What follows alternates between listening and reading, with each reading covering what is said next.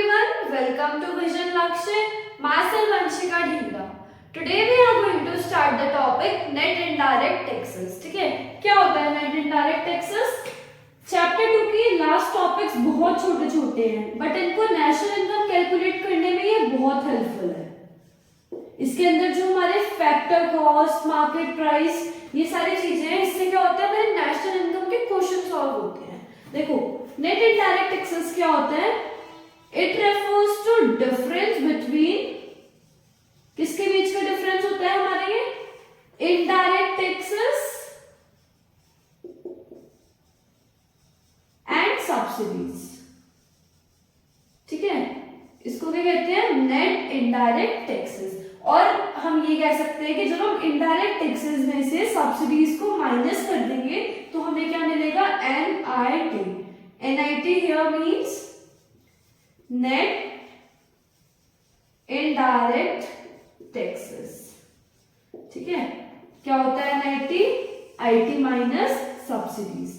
अब हमें क्या हो गया? NIT तो समझ में आ गया क्या होता है, बट अब बात आती है इनडायरेक्ट टैक्सेस क्या होती है और सब्सिडीज क्या होती है। देखो इनडायरेक्ट टैक्सेस क्या होते हैं? जो टैक्सेस हम पे गवर्नमेंट लगाती है जिसकी वजह से हमारे गुड्स के, हमारे प्रोडक्ट के प्राइस जो होते हैं वो क्या होते हैं? बढ़ जाते हैं। उसको क्या कहते हैं? Indirect taxes. सब्सिडीज क्या होती है? जो गवर्नमेंट हमें देती है as a relief, as an assistance, जिसकी वजह से हमारे प्रोडक्ट के या गुड्स के कॉस्ट जो होते हैं वो कम हो जाते हैं। ठीक है, इनडायरेक्ट टैक्सेस क्या होते हैं? हमारे टैक्सेस कौन इम्पोज करती है? Impose by government. किस पे करती है? On production and sale of goods and services. ठीक है, इसको क्या कहते हैं? Indirect taxes. जो भी टैक्सेस हम पे गवर्नमेंट लगाती है। ठीक है, फॉर एग्जांपल कौन कौन से ऐसे टैक्सेस होते हैं? सेल्स टैक्स हो गया, कस्टम ड्यूटी हो गया, एक्साइज ड्यूटी एक्सेट्रा। इसको कहते हैं इनडायरेक्ट टैक्सेस। अब बात आती है सब्सिडीज क्या होती है। देखो सब्सिडीज क्या होती है? फाइनेंशियल असिस्टेंस, फाइनेंशियल असिस्टेंस, और we can say economic assistance, जो हमें कौन देती है? गिवन बाय गवर्नमेंट, जिससे हमारे क्या होते हैं? प्राइस कम हो जाते हैं गुड्स के। ठीक है, let us take an example. एक एग्जांपल की बात करते हैं। हम सपोज हमारा क्या है? गुड है। हमने कोई भी मार्केट में गए, हमने गुड परचेज करा, गुड ए नाम का हमने गुड परचेज करा। ठीक है, अब क्या हुआ? जब हम मार्केट में गए उस गुड की हमने शॉपकीपर से प्राइस पूछे तो शॉपकीपर ने हमें गुड ए की कितने प्राइस बताए कि गुड ए कितने का है? ₹500 सपोज। ठीक है, 500 का हमें क्या है? वो गुड मिल रहा है। अब क्या हुआ? हमें शॉपकीपर ने बताया कि 500 गुड्स के प्राइस है, गुड के प्राइस है जो भी हमसे परचेज कर रहे हैं, बट उसपे क्या है? टैक्स लगाया जाएगा जिसको हम कहेंगे इनडायरेक्ट टैक्सेस, क्योंकि गुड्स और सर्विसेज पे हमने पढ़ा था इनडायरेक्ट टैक्सेस नाम का टैक्स लगता है। ठीक है, तो जब गुड्स पे शॉपकीपर ने हमें बताया कि इस 500 के गुड पे क्या होगा? आपको 10% IT लगेगा। IT means indirect taxes. ठीक है, कितना लगेगा? 10% क्या लगेगा? Indirect tax. अब जब ये 500 पे 10% इनडायरेक्ट टैक्स लग गया तो हम तक ये गुड कितने का पहुंचा? 500 के 10% कितने हो जाएंगे? 50। ठीक है, तो 500 प्लस 10% हमें कितने का गुड मिलेगा? वो टोटल 550। तो गुड की कॉस्ट कितनी हो गई? 550।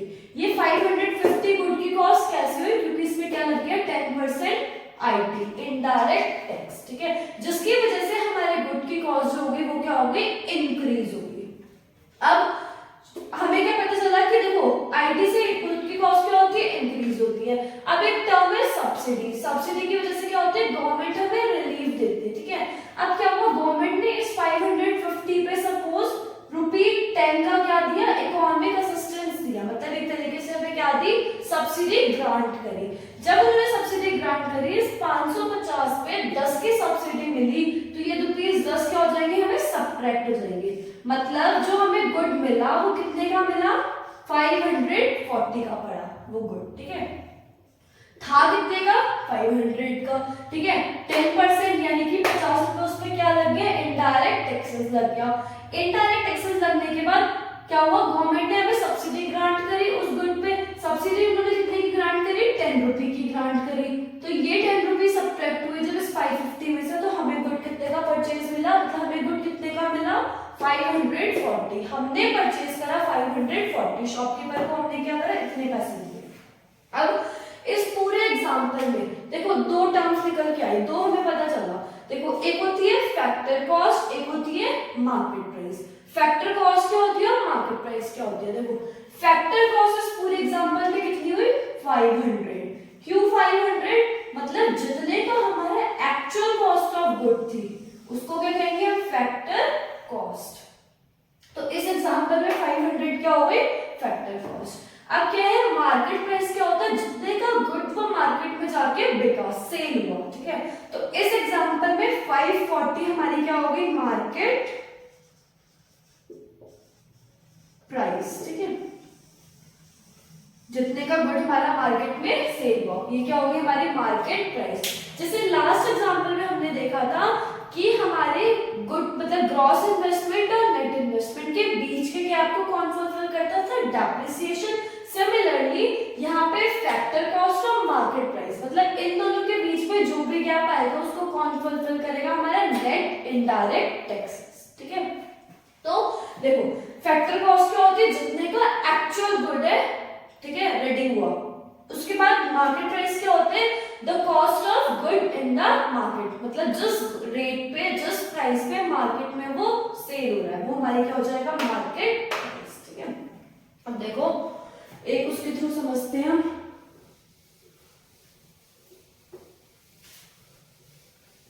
यहाँ पे लिख लेते हैं हम एक फ्लो चार्ट के थ्रू। ये हो गया हमारा मार्केट प्राइस, यहाँ पे आ गई हमारी फैक्टर कॉस्ट। नाउ अब हमें क्या करना है, इस मार्केट प्राइस को फैक्टर कॉस्ट में कन्वर्ट करना है, मतलब इसको इसमें लेके जाना है, 540 को 500 में कन्वर्ट करना है।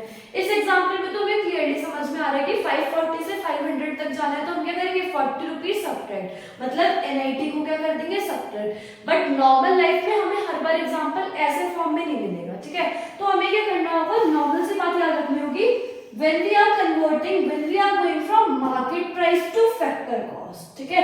मार्केट में जितने का गुड बिक रहा है, जितने ओरिजिनल में गुड रेडी हुआ ओरिजिनल प्राइस में, तो उससे मार्केट वाले रेट से एक्चुअल रेट तक हम जा रहे हैं, ठीक है।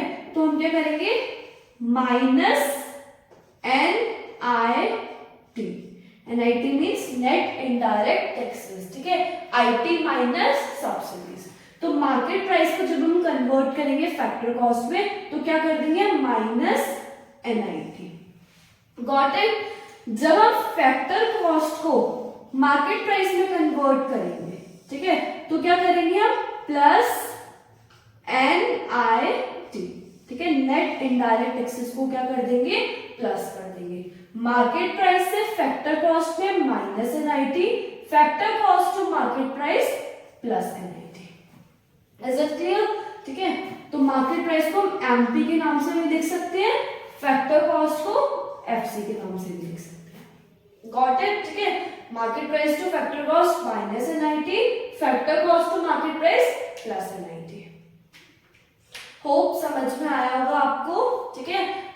इफ समझ में आया हो और अगर वीडियो पसंद आई हो तो please like share and subscribe. Thank you.